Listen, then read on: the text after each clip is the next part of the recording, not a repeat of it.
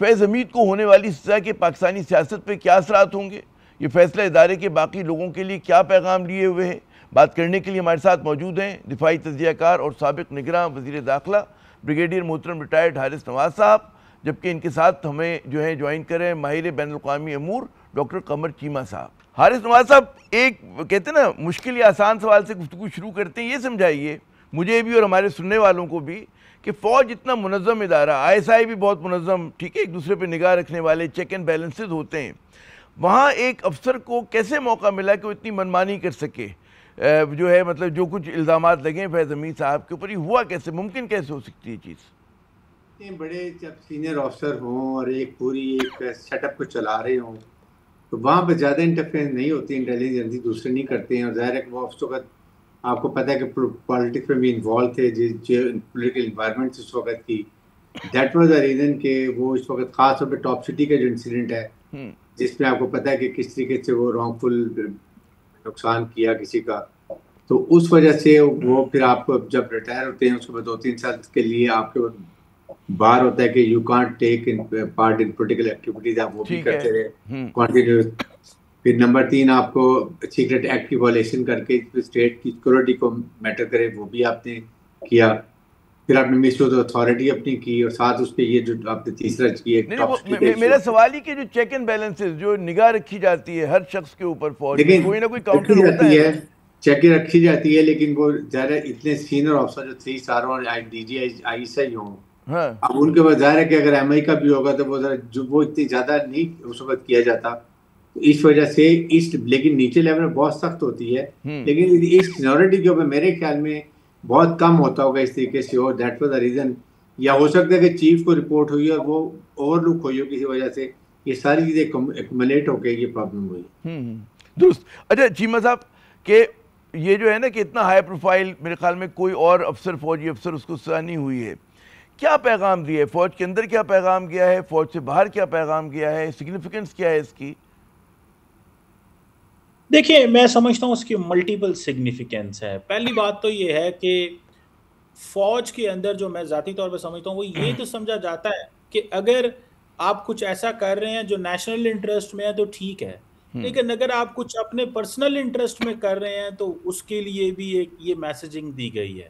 सो जो national interest में चीज़ें हैं उस वक्त वहाँ पे जो सिस्टम मौजूद है, इंस्टीट्यूशन में जो लोग मौजूद हैं, वो जो डिफाइन करते हैं चीज़ों को, उसमें के पैरामीटर्स के अंदर रह के तो आप चीज़ें कर सकते हैं। लेकिन अगर आप खुद एम्बिशियस हो जाएं और फिर आप उसकी वजह से आप अपनी जो ताकत का इस्तेमाल करें, ओहदे का मिसयूज़ करें, तो एक तो ये चीज़ बताई गई है कि ठीक है अदारे के या सिस्टम के या मुल्क के कुछ इंटरेस्ट हो सकते हैं, पर ये नहीं है कि आपके ज़ाती इंटरेस्ट हों। और दूसरी बात यह है कि जिस अंदाज से फिर पॉलिटिकल फ्रेमवर्क के अंदर ऑपरेट किया गया कि ठीक है उस वक्त की इस्टेब्लिशमेंट ने जो इजाज़तें दी, जो कुछ उस वक्त हो रहा था, लेकिन इतना ज़्यादा जो खुल खिला के चीज़ें हो रही थी और एम्बिशियस हो जाना कि मैं अगली दफ़ा भी पावर में मैं आऊँ, मैं आर्मी चीफ भी बनूँ, मैं इसको रिमूव कर दूँ, मैं इसको हटा दूँ, मैं इसकी जगह आ जाऊँ, मैं समझता हूँ यहाँ पे भी उनके ऊपर जो है वो कदगन लगाई गई है कि ये भी आपने, और कुछ फिर बहुत सारी चीज़ों रिटायरमेंट के बाद भी उन्होंने की हैं। और उनको ये था कि उनको जैसे वो पर्सनल हो जाता है किसी के साथ, अदारे के किसी ऑफिसर के साथ, मेरी ज़ाती राय है ये, तो उसको भी मेरा ख्याल है कैटर किया गया है कि आप अगर रिटायर हो गए तो रिटायरमेंट के बाद अगर आप जो है वो पर्सनली मोटिवेटेड हैं तो इट मीन्स कि आप वाकई ही निज़ाम को नुकसान पहुंचाना चाहते हैं और आपने हर लिहाज से उसकी वायलेशन की है। तो मुझे लगता है कि नेशनल इंटरेस्ट में, सिस्टम के इंटरेस्ट में, इंस्टीट्यूशन के इंटरेस्ट में तो आपको जो है वो एक फ्रीडम है, लेकिन अगर आप अपने ज़ाती इंटरेस्ट में किया है तो ये, और फिर आज के बाद इससे पहले भी बहुत सारे जो ऑफिसर्स को सजाएं दी गई हैं, ये नहीं है कि ये को पहली दफा है, लेकिन मेरा ख्याल है कि इतना बड़ा प्रोफाइल कोई नहीं था। दुरुस्त कह रहे हैं जी, इतना बड़ा प्रोफाइल नहीं था और इतनी जल्दी भी नहीं कि ओहदे से फारग होने के इतनी जल्दी बाद ही उनको इतनी बड़ी सजा दे दी गई हो। वैसे तो असद दुरानी को और बहुत सारे लोगों को इसमें किया गया है, लेकिन मैं समझता हूँ कि ये एक डिफरेंट केस था और इसका बड़ा अच्छा मैसेज गया है। और फिर इंटरनल आपके अच्छा मैसेज किया, मैं इस पर भी बात करूंगा मैसेज के हवाले से भी, लेकिन हारिस नवाज साहब कि ज़ाहिर है कि कोई ना कोई तो बॉस था इनका, फैज़ साहब का भी, और तो उसके सुपीरियर्स जो हैं वो आंसरेबल नहीं होंगे। फिर हम जो देख रहे हैं कि डिफेंस मिनिस्टर जो है ख्वाजा आसिफ साहब, उनका मैं एक्स पे वो देख रहा था, उन्होंने जहाँ फैज़ हमीद साहब की शान में उन्होंने जो अपने कलमात अदा किया, उन्होंने कहा जी बाजवा साहब को भी he should also be held accountable. जी देखिए, बात ये है कि उस वक्त ये एक चीफ आमिर साहब का अलहदा होता है, TDI से अपना इंडिपेंडेंट होते हैं ज़्यादा, वो अपनी पॉलिटिकल एक्टिविटीज़ में आपको पता है कि जो इंटरनल विंग का काम क्या होता है, इसकी वजह से ये यहाँ पर बहुत ज़्यादा एक्टिव रहे हैं। और फिर द रीज़नदार इस तरीके से वो फिर ज़्यादा थ्रू हो गए, PTI को सपोर्ट भी करना शुरू कर दिया। और फिर जब रिटायरमेंट के बाद भी अगर आप ये देखें कि वो उस वक्त बहुत शुरू में जब आप 2 साल होते हैं उसमें बड़े आपकी इन्फ्लुएंस होते हैं, आप एक जगह पर रहे हैं, वहाँ पर आपका स्टाफ हर एक आपको ऑब्लाइज करता है, you can use your power also. These were the factor जिसकी वजह से ज़्यादा वो नुकसान हुआ, और जिसकी वजह से उन्होंने अपनी मना किया कि 2 साल में आप पोलिटिकल ना जाएं, because he were outrightly supporting PTI। जब कमांड में पेशावर से हटने के बाद उस वक्त भी वो कर रहे थे, तो उनको रिपीटेडली आई एम श्योर के आर्मी ने बहुत ज़्यादा उनकी कहीं ना कहीं उनकी ऑब्जर्वेशन होगी, चीफ को पता भी होगा, might have been conveyed also. लेकिन जब फिर रिटायरमेंट के बाद वेरी ओपन, वो भी आपने अलाउड है 2 साल के लिए, तो बिल्कुल आप पॉलिटिकल एक्टिविटी में हिस्सा नहीं ले सकते। और फिर उसके बाद आपने सीक्रेट एक्ट की वायलेशन भी है जिसमें सिक्योरिटी के मैटर्स आ जाते हैं, वो भी आप इंपॉर्टेंट चीजें होती हैं। आप कहते हैं कि 2 या 3 बरस, कितने बरस आप पॉलिटिकल एक्टिविटी में हिस्सा नहीं ले सकते रिटायरमेंट के बाद? जी, पॉलिटिकल एक्टिविटी में 2 साल के लिए आपके, जो मुझे पता है 2 साल के लिए आप नहीं कर सकते हैं पॉलिटिकल एक्टिविटी। आप किसी पार्टी को ज्वाइन नहीं कर सकते, आप कोई पॉलिटिकल किसी का स्टेटमेंट नहीं ले सकते, आप सियासत में हिस्सा नहीं ले सकते बरह रास्त। अच्छा, मुझे वो जो मेरा सवाल रह गया, फिर मैं जाऊं चीमा साहब की तरफ, कि डिफेंस मिनिस्टर ने जो बाजवा साहब को खींचा इस मामले में। देखें, बात ये है कि डिफेंस मिनिस्टर भी कोई मामूली चीज तो नहीं है ना, मतलब है जी। देखें, बुरी बात नहीं है, लेकिन अपनी अकाउंटेबिलिटी देखें ना कि वहां भी क्या क्या बातें होती हैं। कभी क्या उन्होंने अपनी सेल्फ अकाउंटिंग की है किसी ने? ये तो आर्मी ने शो कर दिया कि आर्मी किसी कॉन्टेस्ट में भी अपने डिसिप्लिन में वो जो है वो कॉम्प्रोमाइज नहीं करती, जितना मर्जी सीनियर हो। एक सेट एग्जांपल की है, and now this example should set for others also. आपने और ये देखिए कितना भी इन्फ्लुएंस हो, वरना तो हमने 3 स्टार को, आपको पता है कि उसको भी 14 साल पीछे 4-5 साल पहले सजा दी है, 1 स्टार को डेथ पेनल्टी भी हुई है। वो आर्मी का हमारा ही सिस्टम चलता है, इस पे कोई कॉम्प्रोमाइज, इसीलिए फौज डिसिप्लिन्ड है और फौज में ये दिखाया जाता है। अकाउंटेबिलिटी बहुत मजबूत है, अकाउंटेबिलिटी बहुत मजबूत है। चीमा साहब, एक और जो बात की जा रही है कि जी जो ड्रैगनेट है, यानी कि जाल जो है इसका, उसको फैलाया जाएगा।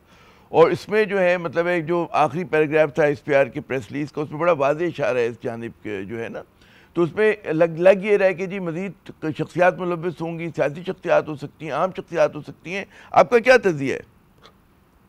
देखिए, शायद कहा ये समझा ये जा रहा है कि इनके कोई कनेक्शन बहुत ज़्यादा थे इमरान खान साहब के साथ। हाँ। और ये बहुत कुछ खान साहब के लिए कर रहे थे और वो बहुत कुछ इनके लिए कर रहे थे, और दोनों मिलकर सिस्टम को नुकसान पहुंचा रहे थे। तो मेरा ख्याल है कि अगर ये है कि अगर फौज अपने एक 3 स्टार जनरल को सजा दे रही है, और अभी रिसेंटली वो DG ISI थे, तो इमरान खान या कोई और, फिर उसकी क्या वैल्यू रह जाती है?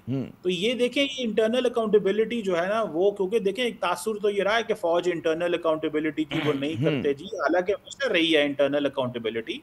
तमाम सर्विसेज चीफ आते रहे हैं, वो अपना अपना काम करते रहे हैं, इंटरनल ये हो ही नहीं सकता। देखें, आपकी फौज डिसिप्लिन अकाउंटेबिलिटी की वजह से है, मेरिट की वजह से है, अकाउंटेबिलिटी की वजह से है, डिसिप्लिन ऐसे थोड़ा ही आता है। लेकिन ये है कि मुझे लगता है कि ये जो इनको सजा दी गई है, इसके बाद और भी सजाएं होंगी, और वो हो सकता है कि पॉलिटिकल क्वार्टर्स के अंदर वो सजाएं हों। लेकिन जो आप शायद जनरल बाजवा का जिक्र कर रहे थे, मेरा नहीं ख्याल, देखें 4 स्टार जनरल, आप उसको डिफेंस मिनिस्टर की जो आप वो जो पोस्ट है उसको इग्नोर कर दें, बिल्कुल भाई जाहिर है कि वो भी जिम्मेदार शख्सियत है। इनके अपने भी तो आमिर साहब, इनका आपको पता है, अपने भी तो इनके पॉलिटिकल इंटरेस्ट होते हैं ना, पॉलिटिशियंस के। जो मैसेज भेजते थे बाजवा साहब को कि मेरा जनाब मैं खत्म हो रहा हूँ, मुझे कुछ करें, मेरा देखें ना, मैं हार रहा हूँ। तो मतलब ये जब ये जनरल्स पावर में होते हैं तो उस वक्त सियासतदान और तरीके से डील करते हैं। जब वो रिटायर हो जाए तो फिर उनको पता है जो मर्जी बोले, जनरल्स ने कौन सा बोलना है। अब जनरल बाजवा बोल तो नहीं सकते, उनके बारे में जो मर्जी बातें करते रहे। तो ये जो डिफेंस मिनिस्टर साहब कह रहे हैं, ये तो कई दफा इस तरह की बातें करते हैं, लेकिन आपको पता है कि सिस्टम तो कोई ना तो बाजवा साहब बोल सकते हैं, ना वो अपने को क्लैरिफाई कर सकते हैं, तो ये भी चलता रहेगा। लेकिन दिलचस्प बात ये भी है कि बाजवा साहब के तो बड़े एहसानात भी नून लीग के ऊपर, कि जाते जाते जो कुछ उन्होंने किया उनके लिए, शरीफ ख़ानदान के लिए किया। नवाज शरीफ साहब खुद जो बैरून मुल्क इलाज के लिए गए थे वो सारा ऑल बिकॉज ऑफ बाजवा साहब। जी हारिस साहब, अगर आप कमेंट करना चाहें।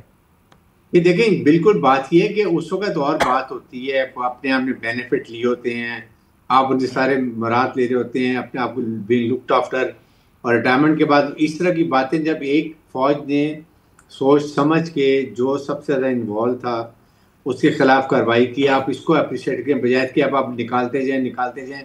अपने भी चीज़ें निकालें ना, तो इनके पॉलिटिशियन बाकी पॉलिटिकल पार्टी सबके क्या क्या बातें करते हैं। तो इसलिए मेरे ख्याल में जो फौज ने एक प्रेसिडेंट सेट कर दी है और ये बता दिए कि कड़ा इंतखाब, बड़ा सख्त हो तसाबी का अमल, कोई कॉम्प्रोमाइज़ नहीं, और इसके बाद अभी फॉलोअप के अंदर मेरे ख्याल में और ऑफिसर भी शायद जो इनके साथ होंगे, इनके सबॉर्डिनेट कोई काम कर रहे होंगे, शायद उनकी भी इंक्वायरी हो रही होंगी, वो भी साथ आएंगे। मैं चाहूँगा कि इससे पहले मैं चीमा साहब के पास जो ये जो इन्होंने फॉलो आउट की बात की, इन्होंने कहा कि जी मतलब सियासी शख्सियात इमरान खान जो हैं उनके ऊपर भी मतलब नज़ला गिर सकता है, वो भी इस केस में मुंसलिक हो सकते हैं। ज़ाहिर है कि सियासी शख्सियत है, मकबूल एक लीडर है पाकिस्तान के, बहुत सारे लोग उनको फॉलो करते हैं। क्या पोलिटिकल फॉलो आउट होगा अगर इस केस पे उनको नथी किया जाता है? तो कोई पोलिटिकल देखें। जी हारिस साहब, फिर मैं आ रहा हूँ आपके पास चीमा साहब। जी जी हारिस साहब।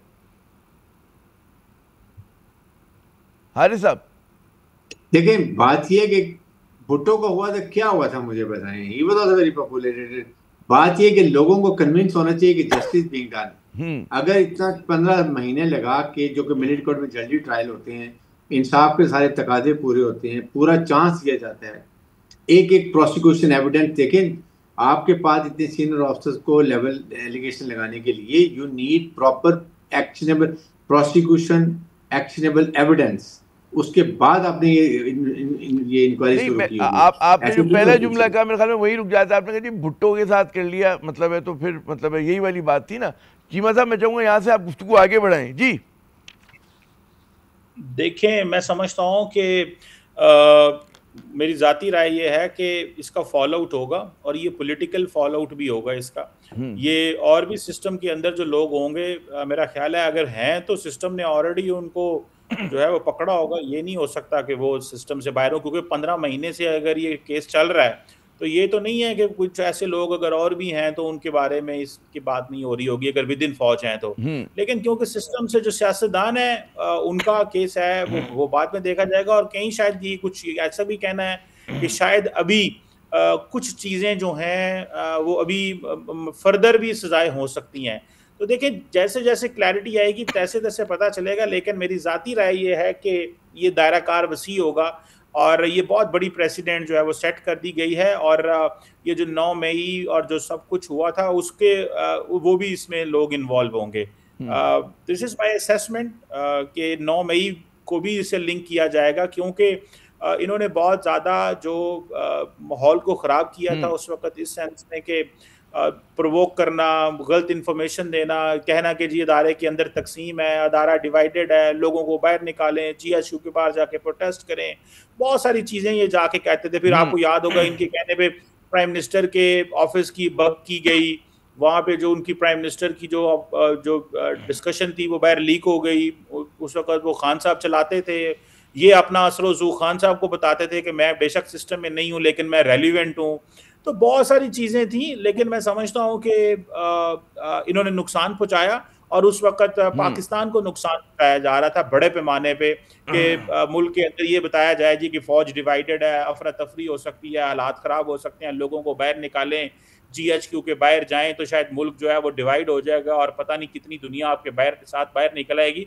मैं समझता हूँ कि पाकिस्तान के अंदर इन चीज़ों की ना कोई गुंजाइश है और वो जो ऑप्टिक्स क्रिएट किए गए थे हमेशा के उन ऑप्टिक्स के लिए को ख़त्म कर दिया गया और आइंदा के लिए भी तंबीह कर दी गई है कोई ये जुर्रत ना करे कि जहाँ पे अदारे का क्या इदारे जब अपने इतने बड़े अफसर के साथ, मशहूर अफसर के साथ ये कर सकता है। हारिस साहब, यहाँ पे एक और सवाल होता है कि जो फौज ने अपना तो पैगाम दे दिया with in its rank and file, political class को क्या पैगाम गया? देखें, पॉलिटिकल क्लास को बड़ा क्लियर पैगाम गया कि वहाँ पे भी you need to have accountability. अगर इतने बड़े सीनियर ऑफिसर को, इस अथॉरिटी के ऑफिसर को आप फौज ने अपने खुद तजाबी के अमल के हिसाब से गुजारा और फिर उसका प्रॉपर कोर्ट मार्शल किया, तो ये कहीं ना कहीं तो वहां भी स्टार्ट होना चाहिए, ताकि वहां आपकी चाहे आपकी पॉलिटिकल पार्टी है, उसके सदर हैं, ये जनरल सेक्रेटरी हैं, देन जहां भी आपके साथ ताल्लुक बढ़ा रहता है जनरल के साथ, 3 स्टार के साथ, लेकिन then you don't compromise on discipline. Likewise they have to for example बहुत ज़्यादा पर्सनलाइज होना जो है। लेकिन एक और सवाल चीमा साहब, मैं आखिरी सवाल है मेरा आपसे कि इस सेगमेंट का, कि लोग ये बिल्कुल सवाल करेंगे कि जी DGI कोई मामूली पोजीशन नहीं होती, बहुत ही हसास पोजीशन है, बहुत बड़ी पोजीशन है। उसमें मतलब है कि ऐसी शख्सियत आ गई कि जो उस ओहदे को जो है अपने इंटरेस्ट के अंदर, जैसा कि कहा जा रहा है, उसमें इस्तेमाल करे। तो क्या ये जो हमारा प्रोसेस है इस पूरा तैनाती का, अफसरान को लगने का, जो लोगों को कहते हैं छान के निकालते हैं, आप ऊपर तक लेके जाते हैं, वो क्वेश्चनेबल नहीं हो गया? देखिए, मैं समझता हूं कि ये नहीं है कि सिस्टम क्वेश्चनेबल है। सिस्टम में ये सारे लोग कॉम्पिटेंट होते हैं और ऐसे कोई नहीं ऊपर पहुंचता। लेकिन मैं समझता हूं कि समटाइम्स उस वक्त की जो लीडरशिप होती है, मिलिट्री लीडरशिप या एस्टैब्लिशमेंट, उसके कोई ऑब्जेक्टिव्स होते हैं जो भी होते हैं उस वक्त स्टेट के हवाले से, उनको हासिल करने समटाइम्स वो अगर बियॉन्ड लाइन चले जाते हैं। और फिर ये होता है, एक और बात भी अगर मैं आपको बताऊं, देखिए आर्मी चीफ जो होता है वो तो ऑफिस में बैठा हुआ है, जो रियल इंफॉर्मेशन उन तक पहुंचानी है या करनी है वो तो जो कमांडर्स ऑन ग्राउंड है उन्होंने करनी है। अब आर्मी चीफ को सारा तो नहीं पता होता कि सड़क पे क्या हो रहा है, लाहौर में क्या हो रहा है, कराची में क्या हो रहा है। उसको तो जो इन्फॉर्मेशन ऑफिस तक पहुंचाई जाएगी तो वो, ये तो अगर DGI बीच में, जैसे फैद साहब जो थे, वो अपने भी इंटरेस्ट खेलते हैं। और मेरा ख्याल है इसीलिए कहा जाता है कि शायद जो ISI अगर किसी को बना दिया जाए तो उसको आर्मी चीफ की रेस में नहीं होना चाहिए, वरना वो बड़े मसले पैदा कर देते हैं।